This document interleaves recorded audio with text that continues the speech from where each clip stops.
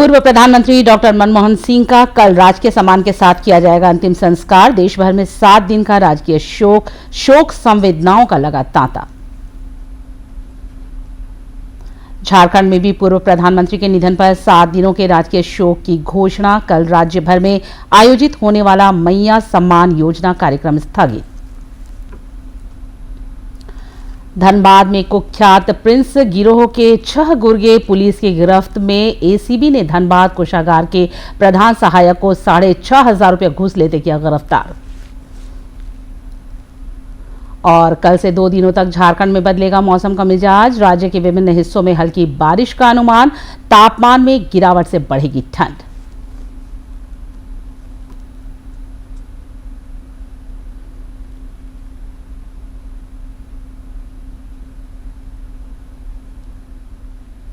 नमस्कार, खबरें झारखंड में मैं हूं निशा दीपिका सोरेन और अब समाचार विस्तार से। पूर्व प्रधानमंत्री डॉक्टर मनमोहन सिंह का कल नई दिल्ली में 92 वर्ष की आयु में निधन हो गया। राजकीय सम्मान के साथ कल उनका अंतिम संस्कार किया जाएगा। एम्स से उनका पार्थिव शरीर नई दिल्ली स्थित उनके आवास ले जाया गया, जहां कई लोगों ने अंतिम दर्शन किए। कल उनके पार्थिव शरीर को कांग्रेस मुख्यालय में रखा जाएगा। इसके बाद उनका शव यात्रा निकाली जाएगी।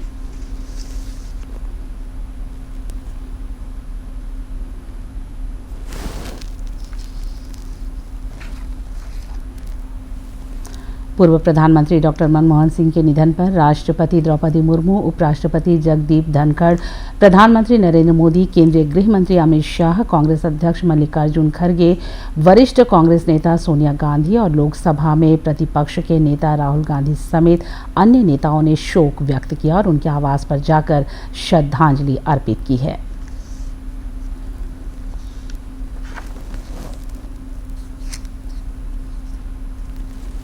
राज्यपाल संतोष कुमार गंगवार ने पूर्व प्रधानमंत्री डॉक्टर मनमोहन सिंह के निधन पर शोक संवेदना व्यक्त करते हुए उन्हें देश के लिए अपूर्णीय क्षति बताया। इधर मुख्यमंत्री हेमंत सोरेन ने भी एक सोशल मीडिया पोस्ट के जरिए पूर्व प्रधानमंत्री के निधन पर शोक व्यक्त किया। प्रधानमंत्री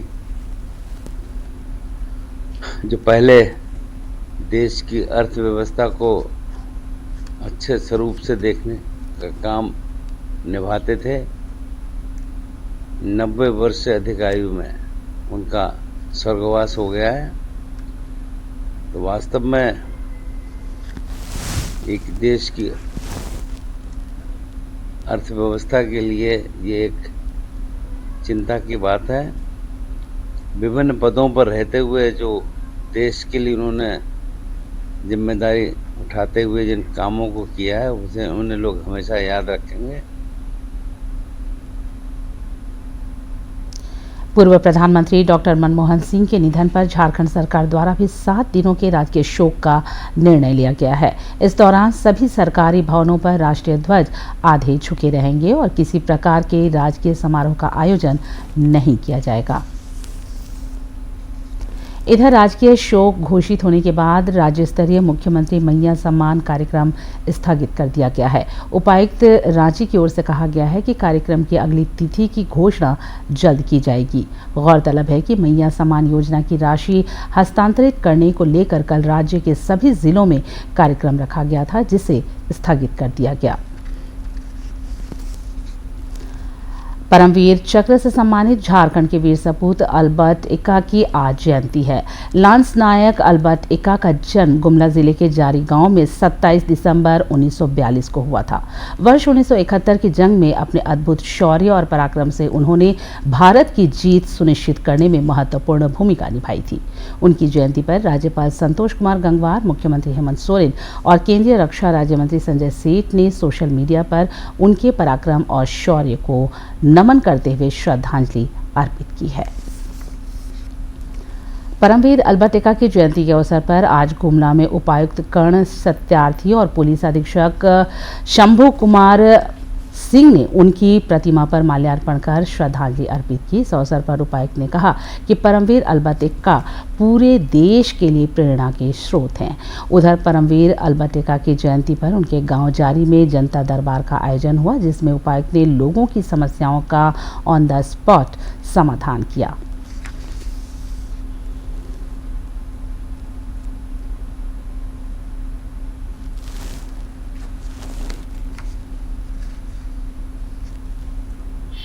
हम लोगों ने यहाँ पे उनकी मूर्ति का माल्यार्पण किया और सभी जिलेवासियों को ये भी अवगत इस बात से भी कराना चाहेंगे कि आज जारी भरपूर परिसर में एक जिला स्तरीय जन शिकायत निवारण शिविर का भी आयोजन किया गया है। तो हम लोग ये मानते हैं कि परमवीर अलबत एक्का की शहादत जो है तो सभी जिलेवासियों के लिए इसी प्रकार से प्रेरणा का स्रोत बनी है। धनबाद पुलिस को अपराधियों के खिलाफ बड़ी कामयाबी मिली है। पुलिस ने गैंगस्टर प्रिंस खान के 6 गुर्गों को गिरफ्तार कर हाल ही में हुई 3 आपराधिक घटनाओं का पर्दाफाश किया है। वरीय पुलिस अधीक्षक हरदीप पी जनार्दन ने बताया कि इन अपराधियों को केंदवा, डीह, कतरास और धनबाद के बरटांड इलाके में छापेमारी कर पकड़ा गया है। अपराधियों के पास से 3 पिस्तौल, 16 जिंदा गोली, 1 कार, 1 बाइक और 7 मोबाइल फोन बरामद किए गए हैं। गिरफ्तार अपराधियों में राजेश कुमार बधावन, अजय कुमार सिंह, सागर कुमार मल्लाह, गणेश गुप्ता, करण सिंह और प्रवेश कुमार सिंह शामिल हैं। टीम के द्वारा सूचना के अनुसार अम्बुश लगाते हुए 3 जगह पर हम लोग लगातार रेड मारा। केंदुआड़ी थाना अंतर्गत शिमला बहाल ब्रिज के पास से हम लोग टोटल 3 क्रिमिनल को हथियार के साथ गिरफ्तार किया। राजेश कुमार बदावन, अजय कुमार सिंह एवं सागर कुमार बल्ला। और कतरास थाना अंतर्गत गणेश गुप्ता एवं करण सिंह जो पुलिस को देख करके मोटरसाइकिल में भाग रहा था, उनका भी पीछा करते हुए हम लोग गिरफ्तार किया। और इसके बाद प्रियेश कुमार सिंह एक क्रिमिनल है, इसको हम लोग धनबाद का बस स्टैंड के पास से गिरफ्तार किया। ये सबसे हम लोग 3 हथियार हम लोग गिरफ्तार किया है, 3 हथियार हम लोग रिकवर किया है। हथियार के साथ साथ हम लोग कुछ गोली भी रिकवर। भ्रष्टाचार निरोधक ब्यूरो एसीबी की टीम ने आज धनबाद कोषागार के प्रधान सहायक संजय कुमार एवं उनके सहकर्मी सोमनाथ चटर्जी को 6,500 रुपये घूस लेते गिरफ्तार किया है। इनकी गिरफ्तारी के बाद टीम के सदस्यों ने प्रधान सहायक के अपार्टमेंट में भी दबिश दी, लेकिन वहां कुछ हाथ नहीं लगा। एसीबी के डीएसपी जितेंद्र कुमार ने बताया कि इनके द्वारा दस्तावेज निकालने के नाम पर रिश्वत मांगी जा रही थी।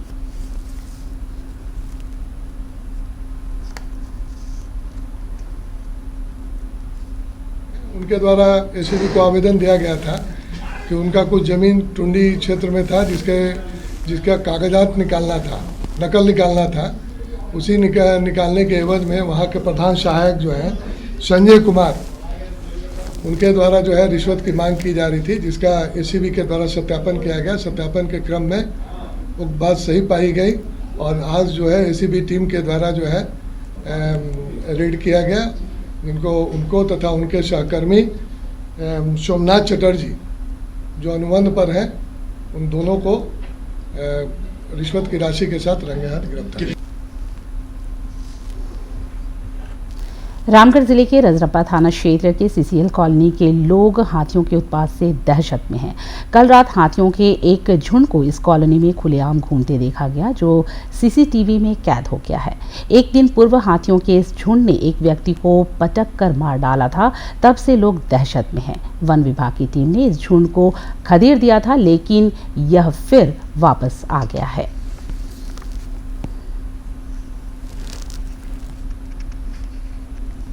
कि हाथियों का झुंड आया था और ये कॉलोनी में घूम रहा था।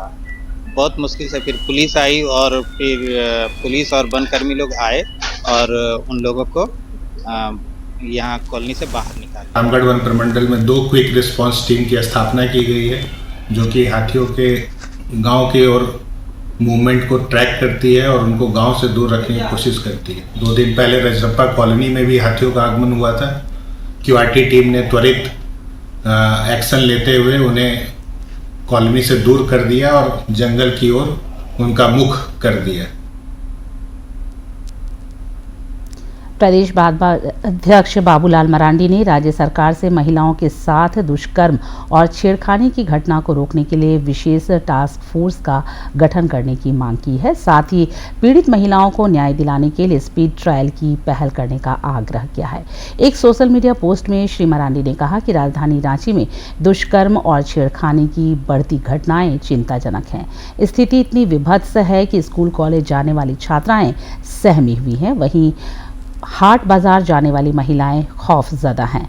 उन्होंने कहा कि महिला सुरक्षा सरकार की जिम्मेदारी होती है, लेकिन मुख्यमंत्री मैया सम्मान योजना की घोषणा कर अपने सारे गुनाहों को छुपाने का प्रयास कर रहे हैं। समाचारों में आगे बढ़ने से पहले लेते हैं एक छोटा सा विराम। It's another six. रिचार्ज जल्दी रिचार्ज करा। ये क्या किया? मैच तो गया। पेमेंट कैसे करेंगे? टोकनाइज कार्ड से। टोकन? हाँ, ऑनलाइन पेमेंट के लिए आरबीआई लाए हैं टोकनाइजेशन। एक बार कार्ड डिटेल्स, ओटीपी, सीवीवी डालकर टोकन जनरेट कीजिए। कार्ड भी सुरक्षित और बार बार डिटेल्स भरने की नो झंझट। वही सुविधा अधिक सुरक्षा। ऑलराउंडर वो की मैं। आरबीआई कहता है कि जानकार बनिए, सतर्क रहिए। पापा ये सब? हाँ, जो चीजें सालों से बेवजह पड़ी हो उन्हें हटा देना चाहिए। ये भी दादाजी की पुरानी पासबुक और एफडी। अरे ये कैसे रह गया? पैसे गए? नहीं, उपाय है। बैंक खाते को संचालित करते रहना चाहिए, वरना खाता इनऑपरेटिव हो जाता है। ऐसे में बैंक से संपर्क करें, खाता सक्रिय करवाएं और आपकी रकम जो है उसे ब्याज समेत क्लेम करें। दादू ये? आरबीआई कहता है जानकार बनिए, सतर्क रहिए। सही कह रहा है। 605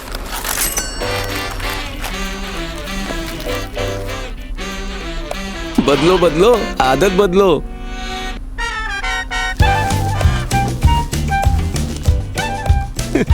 बदलो आदत बदलो। अब नजदीकी बैंक जाकर फटे पुराने नोट्स बदलिए। अगर बैंक मना करे तो आरबीआई के ओम्बुड्समैन से शिकायत करें। आरबीआई कहता है जानकार बनिए, सतर्क रहिए। बढ़ते हैं अगली खबर की ओर। देवघर हवाई अड्डे पर एयरपोर्ट अथॉरिटी द्वारा हिंदी कार्यशाला का आयोजन किया गया, जिसकी अध्यक्षता निदेशक प्रवीण कुमार ने की। कार्यशाला को संबोधित करते हुए वक्ताओं ने हिंदी भाषा की महत्ता पर प्रकाश डाला और कहा कि यह भाषा आज वैश्विक स्वरूप धारण कर चुका है।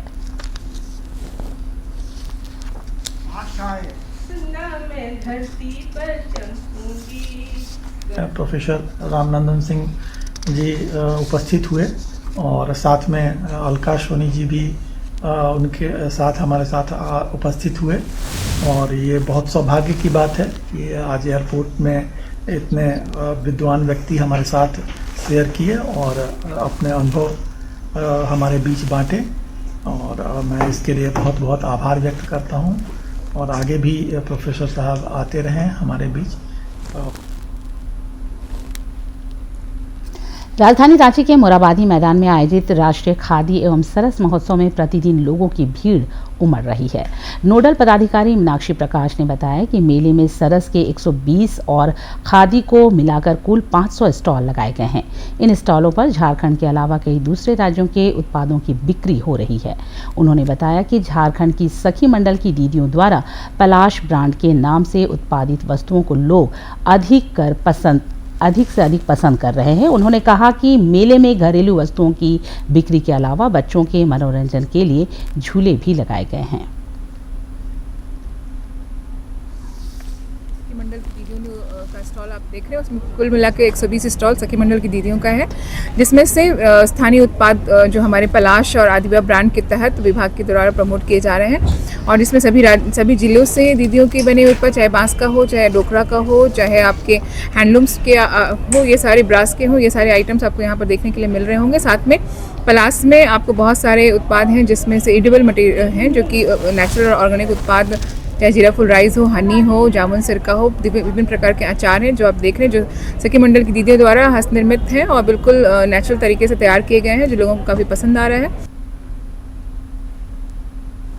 आयुष मंत्रालय और स्वयंसेवी संस्था चेतन विकास के द्वारा देवघर के रामराज आश्रम में औषधीय पौधों की खेती को लेकर जागरूकता कार्यक्रम का आयोजन किया गया। चेतन विकास के सचिव कुमार रंजन ने बताया कि इस कार्यक्रम में पूरे संताल परगना से किसान आए थे, जिन्हें औषधीय पौधों की खेती के लिए जागरूक किया गया। उन्होंने कहा कि औषधीय पौधों की खेती से किसानों को अच्छी आय हो सकती है।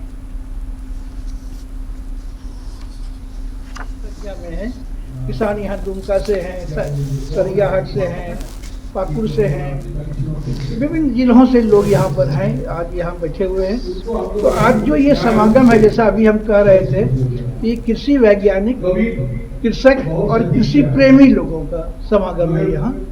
और ये समागम अगर उस दिशा में मैंने जैविक खेती और क्या कहते हैं मेडिसिनल प्लांट को बढ़ावा दे सकेगा, तो ये इस कार्यक्रम की सफलता मानी जाएगी। सड़क दुर्घटना में ज्यादातर दोपहिया वाहन सवारों की मौत हेलमेट नहीं पहनने के कारण होती है। समय समय पर पुलिस प्रशासन द्वारा लोगों को हेलमेट पहनने के लिए जागरूक भी किया जाता है। इसके बावजूद बोकारो में आए दिन लोगों, खासकर युवाओं को बिना हेलमेट के वाहन चलाते देखा जाता है। इस पर अंकुश लगाने के लिए जिला परिवहन पदाधिकारी ने नो हेलमेट नो पेट्रोल मुहिम की शुरुआत की है। के कुछ पंच संचालकों का भरपूर सहयोग मिल रहा है, जबकि कुछ का कहना है कि उन्हें ऐसा कोई लिखित आदेश नहीं मिला है। एक पेट्रोल पंप के प्रबंधक संजय कुमार ने कहा, परिवहन विभाग की मुहिम सराहनीय है, लेकिन उन्हें अभी इस तरह के किसी आदेश की जानकारी नहीं है। अभी तक तो ऐसा कोई सूचना हमको ज्ञात लिखित या ऐसा कुछ प्राप्त नहीं हुआ है। जिस दिन हमें प्राप्त हो जाएगा उस दिन से ये बोर्ड भी लगा देंगे और प्लस उस रूल को हम फॉलो भी करेंगे।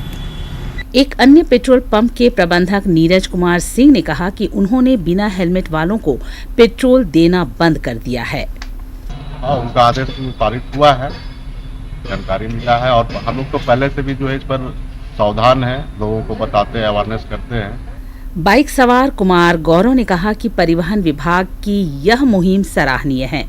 सख्ती बरतना आवश्यक है, तभी लोग हेलमेट पहनने की आदत डालेंगे। एकदम सही समझते हैं, ऐसा ही रूल होना ही चाहिए। देखिए बिना पेट्रोल बिना हेलमेट के आए हुए उन लोगों को पेट्रोल मत दीजिए। जब तक सबक नहीं सीखेंगे लोग, पेट्रोल के बिना गाड़ी लुटाएंगे नहीं, तब तक उन लोगों को समझ में नहीं आएगा। सड़क दुर्घटना में लोगों की हो रही मौत को ध्यान में रखकर परिवहन विभाग द्वारा भले ही हेलमेट पहनने के लिए मुहिम चलाया जा रहा हो, लेकिन लोगों को भी अपनी जान की सुरक्षा के लिए स्वतः जागरूक होना पड़ेगा। बोकारो से मनोज कुमार की रिपोर्ट। यूपी के कुशीनगर के रहने वाले सूर्यकांत मिश्रा पर्यावरण संरक्षण को लेकर जन जागरूकता बढ़ाने के लिए भारत भ्रमण पर निकले हैं, जिनका पड़ाव फिलहाल बाबा नगरी देवघर में है। देखिए ये खास रिपोर्ट। पर्यावरण संरक्षण जागरूकता के उद्देश्य से यूपी के कुशीनगर के रहने वाले सूर्यकांत मिश्रा भारत भ्रमण के क्रम में बाबा नगरी देवघर पहुंचे। श्री मिश्रा ने 12 नवंबर को बगहा से यात्रा की शुरुआत की थी। रास्ते में जितने भी तीर्थ स्थल है वे वहां दर्शन करते हुए आगे बढ़ रहे हैं। झारखंड में इटखोरी काली मंदिर और पारसनाथ होते हुए सूर्यकांत मिश्रा बाबा धाम पहुंचे हैं। यहाँ से वे बासुकीनाथ होते हुए आगे की ओर प्रस्थान करेंगे। भारत भ्रमण के क्रम में उनके सभी 12 ज्योतिर्लिंग और सभी शक्तिपीठ के दर्शन करने का लक्ष्य है। पर्यावरण संरक्षण, जैसा कि आपने बोर्ड पे देखा होगा, पर्यावरण संरक्षण भी अपना विषय है। जहाँ जितना मौका मिलता है इसके बारे में बताया जाता है, इसके बारे में काम किया जाता है। पेशे से शिक्षक सूर्यकांत मिश्रा ने बताया कि उन्हें बचपन से ही भारत भ्रमण करने का मन था। जलवायु परिवर्तन की चुनौती को देखते हुए उन्होंने पर्यावरण संरक्षण की दिशा में जन जागरूकता के लिए भारत भ्रमण का फैसला किया। मेरे मन में था कि मुझे भारत घूमना है। विकल्प के रूप में चूँकि पैसे लिमिटेड हैं, संसाधन कम है, तो साइकिल मेरे लिए बेस्ट है। साइकिल से निकला तो मान के चल रहा हूँ कि ज़्यादा टाइम लगेगा, तो फिर उसके लिए तैयार हुआ। और फिर श्री मिश्रा को यात्रा में स्थानीय लोगों की मदद मिलती है। स्कूल, कॉलेज और अन्य संस्थानों में रात में ठहरने की व्यवस्था होती है। देवघर में वे डॉक्टर राजीव पांडे के आवास पर ठहरे हैं, जो पर्यावरण प्रेमी भी हैं। देवघर से मनीष दुबे की रिपोर्ट। झारखंड को प्रकृति ने दोनों हाथों से सजाया और संवारा है। रामगढ़ के पतरातू लेक रिजॉर्ट की ख्याति तो देश भर में है। खूबसूरत घाटियों, हसीन वादियों और पतरातू झील के बीचों बीच स्थित ये रिजॉर्ट सैलानियों के मन को मोह लेते हैं। आइए देखते हैं ये खास रिपोर्ट। रामगढ़ के पतरातू में करीब 20 एकड़ में फैला पतरातू लेक रिजॉर्ट यहां आने वाले पर्यटकों को कश्मीर के डल लेक की याद दिला देता है। सुबह और शाम को वॉक करने के लिए यहां 3.5 किलोमीटर का टहलने का सार्वजनिक मार्ग बनाया गया है। इसी के साथ चारों तरफ LED लाइट लगाई गई है, जिससे रिजॉर्ट की खूबसूरती देखते ही बनती है।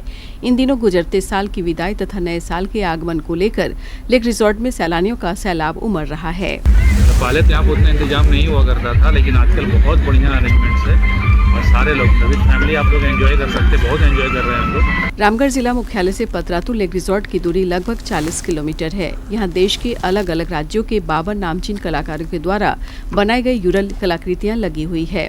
दिसंबर के महीने में यहाँ साइबेरियन पंछियों का झुंड भी आ जाता है, जो पतरातू डैम की खूबसूरती को चार चांद लगा देते हैं। यहाँ पे नौका विहार के लिए बच्चों को घुमाने के लिए लाए हैं, ताकि बच्चे पर्यटन का मजा ले सके और लुत्फ उठा भी रहे। कुछ बच्चे हमारे नौका विहार कर भी रहे हैं और हम अभी कुछ बच्चे हैं जो हम लोग साथ में लेकर अभी चलेंगे। पतरातू लेक रिजॉर्ट यहाँ आने वाले सैलानियों को दोबारा आने के लिए मजबूर करता है। यहाँ की वादियों में high speed boat, paddle boat, जेम स्ट्रीट और स्कूटर बोट का रोमांच तो पर्यटकों को जीवन भर याद रखने की चीज है। पूरा स्कूल से आए घूमने के लिए, अभी नाव से उतरे हैं, बहुत मजा आया घूमने में हम लोग को। अनुभव था, हम यहाँ मतलब पहले भी आए हूँ, बट इस बार और अच्छा लगा। सब पूरे परिवार के साथ आया हूँ और मतलब जो ले जाता है ये लोग बीच में, बड़ा अच्छा लगता है। जो ये मूवमेंट्स होती हैं, जर्क लगता है, बड़ा ही आनंद महसूस होता है। और जो ये होते हैं मतलब जो ट्विस्ट एंड टर्न, रोमांचक एहसास रहता है। रांची समेत विभिन्न इलाकों से वैसे तो यहाँ साल भर लोग पहुँचते हैं, लेकिन आजकल पतरातू लेक रिजॉर्ट पर्यटकों की पहली पसंद बना हुआ है। रामगढ़ के पर्यटन स्थलों के बारे में दूरदर्शन से बात करते हुए जिले के उपायुक्त ने बताया कि इस सीजन में पूरे राज्य के पर्यटक पतरातू लेक रिजॉर्ट आते हैं। उन्होंने सैलानियों से पर्यटन स्थलों की स्वच्छता बरकरार रखने और अपनी सुरक्षा का ध्यान रखने का भी आग्रह किया। रामगढ़ में पतरातू में इस समय में काफी अधिक लोग सैलानी आते हैं, पर्यटक आते हैं। सभी लोगों को से आग्रह करेंगे कि किसी भी हालत में नशा कर शराब का सेवन कर गाड़ी ना चलाएं, सुरक्षा नियमों का पालन करें और अपने आसपास गंदगी भी ना फैलाएं। जहां कूड़ेदान लगे हुए हैं वहां पे ही सारी चीज़ों को आप जो सामान फेंकना चाहते हैं वो डालें। पतरातू लेक रिजॉर्ट में सेल्फी लेने के लिए सेल्फी पॉइंट भी बनाया गया है। खूबसूरत घाटियों, हसीन वादियों और पतरातू झील के बीचों बीच स्थित ये रिजॉर्ट सैलानियों के मन को मोह लेता है। यहाँ डेंजर जोन से बचने के लिए बोटिंग करने वाले सैलानियों के लिए लाइफ जैकेट की सुविधा उपलब्ध है। साथ ही सैलानियों की सेवा तथा सुरक्षा को लेकर पर्यटन मित्र भी यहाँ हमेशा तैनात रहते हैं। रामगढ़ से कौशल किशोर तिवारी की रिपोर्ट। जानते हैं मौसम का हाल। राज्य के पश्चिमी और उससे सटे उत्तरी तथा मध्य भागों में 28 दिसंबर को हल्की बारिश का पूर्वानुमान है। 29 दिसंबर को राज्य के दक्षिणी और उससे सटे मध्य भागों में हल्की बारिश हो सकती है। मौसम केंद्र रांची के वैज्ञानिक अभिषेक आनंद ने बताया है कि अगले 2 दिनों के दौरान न्यूनतम तापमान में किसी बड़े बदलाव की उम्मीद कम है, लेकिन उसके बाद इसमें 2 से 3 डिग्री सेल्सियस तक की गिरावट हो सकती है।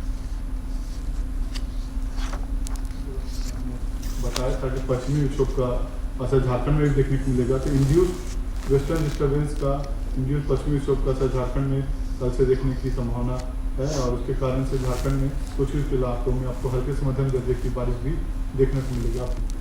कल सुबह से ही जो पश्चिमी इलाके हैं झारखंड के, वहाँ पे आपको हल्के से मध्यम दर्जे के बादल आने लगेंगे और ये बादल दोपहर तक गहराने लगेंगे और दोपहर के आसपास से स्थिति रहेगी कि झारखंड में पश्चिमी भाग में बारिश की भी जो स्टार्ट है वो हो सकता है और दोपहर शाम तक में मध्य भाग से लेके जो आपका जो नॉर्थ ईस्ट का झारखंड के संथाल का एरिया, वहाँ पे भी आपको रात में कुछ बारिश देखने को मिल सकती है। 30 तारीख की सुबह की जो वार्निंग है उसमें हम लोग बात करेंगे तो कोहरे की भी संभावना रहेगी। तो 28 को जो बारिश हो रही है तो उसके कारण जो 29 की सुबह है और जो 30 की सुबह है उसमें भी कोहरे की संभावना है। और 29 की सुबह में आप देख रहे हैं कि जो वेस्टर्न पोर्शन है झारखंड का, नॉर्थ वेस्टर्न पोर्शन, उसे एडजॉइनिंग जो कुछ सेंट्रल का जो पोर्शन है, वहाँ पे आपको घना कोहरा देखने को मिल सकता है। शेष इलाकों में हल्के से मध्यम दर्जे का ही कोहरा देखने को हम लोगों को मिलेगा।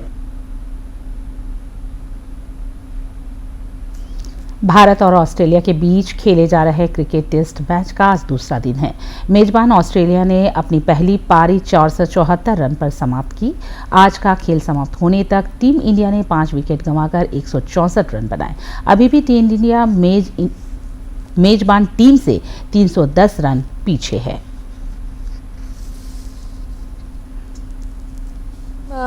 भारत के पूर्व प्रधानमंत्री मनमोहन सिंह को श्रद्धांजलि देते हुए उनकी याद में बाजू पर काली पट्टी बांधकर उतरी।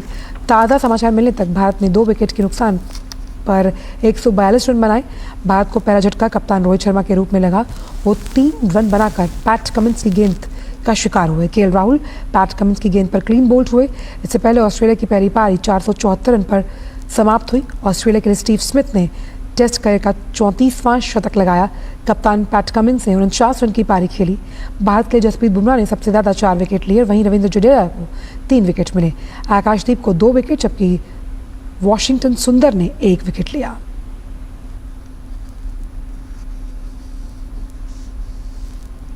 उत्तर प्रदेश के प्रयागराज में आयोजित होने वाले महाकुंभ को लेकर तैयारियां जोर शोर से जारी है। स्वच्छता को लेकर जहां नगर निगम कमर कसे हुए है, वहीं आवागमन को सुगम बनाने के लिए कई अतिरिक्त बसें भी चलाई जा रही हैं। और स्वच्छ महाकुंभ, भव्य और दिव्य महाकुंभ आयोजन के लिए संगम नगरी का कायाकल्प। देश विदेश से 40 करोड़ श्रद्धालुओं के आने की संभावना। प्रयागराज नगर निगम के स्वच्छता महाकुंभ का संदेश यात्रा। महाकुंभ में आने वाले श्रद्धालुओं को यातायात में नहीं होगी परेशानी। महाकुंभ के आयोजन में अब सिर्फ 2 हफ्ते बचे हैं। इसके सफल आयोजन के लिए प्रयागराज नगर निगम ने कमर कस ली है। प्रयागराज नगर निगम ने महाकुंभ की स्वच्छता के लिए युद्ध स्तर पर काम करना भी शुरू कर दिया है। प्रयागराज नगर निगम महापौर गणेश केसरवानी ने महाकुंभ 2025 के दौरान स्वच्छता जागरूकता को बढ़ावा देने के उद्देश्य से नगर निगम की 2 LED वैन को हरी झंडी दिखाकर रवाना किया। आज के विभिन्न अखाड़ों और मंदिरों के साधु संत भी सम्मिलित होंगे। 28 दिसंबर को प्लास्टिक दान महादान कार्यक्रम का आयोजन किया जाएगा, जिसके तहत 100 वार्ड में प्लास्टिक लाओ थैला पाओ अभियान चलाया जाएगा। 29 दिसंबर को स्वच्छता मैराथन का आयोजन किया जाएगा, जिसमें शहर भर के हजारों लोग हिस्सा लेंगे। यह LED वैन पूरे वार्डों में जाकर के जन को जागरूक करने का काम करेगा। नगर निगम के संसाधन की इसमें सारे चित्र हैं। नगर निगम किस प्रकार से सफाई व्यवस्था कर रही है, उसका रोड मैप क्या है, वो सब भी बताया जा रहा है। प्रयागराज में 13 जनवरी से शुरू हो रहे महाकुंभ की तैयारियां अपने अंतिम चरण में पहुंच गई हैं। इस बार महाकुंभ में 40 करोड़ से ज्यादा श्रद्धालुओं के आने का अनुमान लगाया गया है। ऐसे में यूपी रोडवेज की ओर से भी विशेष तैयारी की गई है। महाकुंभ के दौरान प्रयागराज में लगभग 5000 से 6000 बसों को लगाया गया है। यही नहीं, 550 इलेक्ट्रिक बसें भी चलाई जाएंगी ताकि श्रद्धालुओं को आवाजाही में परेशानी न हो। और अंत में मुख्य समाचार एक बार फिर। पूर्व प्रधानमंत्री डॉक्टर मनमोहन सिंह का कल राजकीय सम्मान के साथ किया जाएगा अंतिम संस्कार। देश भर में 7 दिन का राजकीय शोक संवेदनाओं का लगा तांता। झारखंड में भी पूर्व प्रधानमंत्री के निधन पर 7 दिनों के राजकीय शोक की घोषणा। कल राज्य भर में आयोजित होने वाला मैया सम्मान योजना कार्यक्रम स्थगित। धनबाद में कुख्यात प्रिंस गिरोह के 6 गुर्गे पुलिस की गिरफ्त में। एसीबी ने धनबाद कोषागार के प्रधान सहायक को 6500 रुपये घूस लेते किया गिरफ्तार। कल से 2 दिनों तक झारखंड में बदलेगा मौसम का मिजाज। राज्य के विभिन्न हिस्सों में हल्की बारिश का अनुमान। तापमान में गिरावट से बढ़ेगी ठंड।